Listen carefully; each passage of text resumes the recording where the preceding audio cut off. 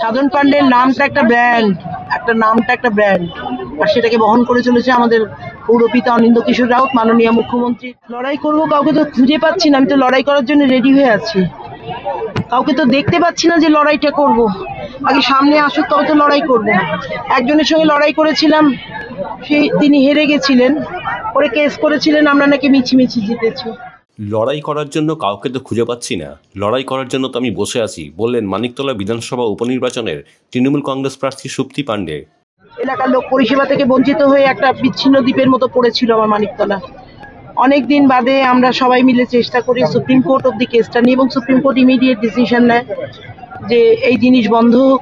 যিনি পিটিশনার তিনি তো আসেনি না, তাহলে কেস কিসের? পরের দিন তিনি সে গিয়ে কেসটা তুলে দেন, কারণ ওয়ারেন্ট ইস্যু হয়।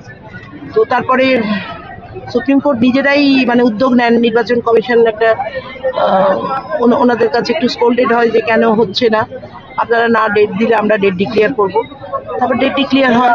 এইসব করতেই তো সময় চলে গেল। হঠাৎ করে এলো মাননীয় মুখ্যমন্ত্রী, আমাকে ক্যান্ডিডেট সিলেক্ট করলেন, কোনো চয়েসই আর রাখলেন না, বললেন ওই আমার ক্যান্ডিডেট। তারপর থেকে এখনো অবধি আমি স্পষ্টভাবে বুঝতে পারলাম না কে আমার বিরোধী, কারণ শুনেছি মিস্টার চৌবেই আসছে, এলে ভালো। উনি এলাকাটাকে এর আগের বার একটু ঘুরে টুরেছিলেন, দেখেছেন। উনি এলে নিশ্চয়ই লড়াই আমাদের নীতিগত লড়াই হবে, ব্যক্তিগত তো নয়। ওনার নীতির সঙ্গে আমাদের দলের নীতির যে লড়াই। আর সিপিএম কংগ্রেসের সেরকম সংগঠন নেই। সত্যি কথা বলতে আপনাকে যদি বলি, অন ক্যামেরা বলি, সিপিএম এর ম্যাক্সিমাম লোক আমাদেরই ভোট দেয়।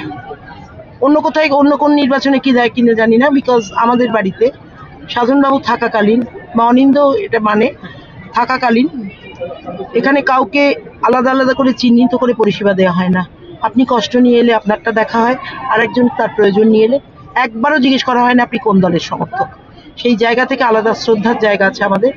এবং সিপিএম এর বহু সিপিএম কংগ্রেসের ঘরানার আমরা, আমাদের তো সাধনবাবু তো ইন্দিরা গান্ধীর হাতে তৈরি, তো তারা তো দেয়, সিপিএমও দেবে। কাজে বিজেপি যেটুকু সেটুকু দেখা যাবে, আসুক সামনে। যদি আবার বিজেপি হেরে যায় তাহলে কি মনে হচ্ছে আবারও ওরা কেস করতে পারে বা এমন কিছু করুক? বাবা কেস করুক, যা খুশি করে। এবার ওরা তখন বলেছিল যে মেয়েদের দাদা 500 করে নাকি টাকা দিয়েছে, যে মানুষটা 45 বছর ধরে লাগাতার একটা জায়গা থেকে একটা ফেক কেস দিয়েছিল। আমার বেলা বলবে, আমি এই যে আমার ভাইটাইগুলো দাঁড়িয়ে আছে, বলবে এদেরকে আমি 500 করে টাকা দিয়েছি, দিয়ে আমার বলতেই পারে, অসম্ভব না।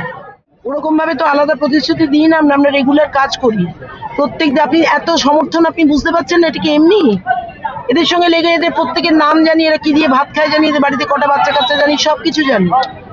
যাদের আমরা জানি চিনি, তারা তো খালি হাতটা বাড়িয়ে আছে কবে আমরা গিয়ে হাতটা ধরবো। এখানে কোনো প্রতিশ্রুতি নেই। ওরা জানে ওদের কি কাজ, আর ওরা জানে আমরা কতটা মিটিয়ে দিয়েছি। একবারে সেই 76 পল্লীর বাড়িগুলো যখন হবে আপনাদের ডাকবো, ওই বাড়িগুলো এরপর হবে। দাদা স্যাংশন করে দিয়ে গেছেন।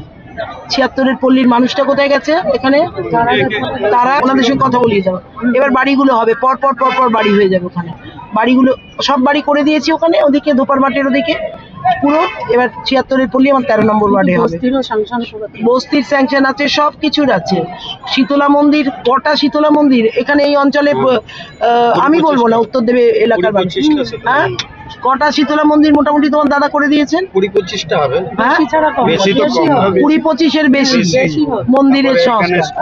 স্কুল, গান্ধী ক্লাবের কাছে স্কুল, তার পাশে বাগান, পুকুর সংস্কার, সমস্ত খোলা হাওয়া, মুক্ত মঞ্চ, সমস্ত।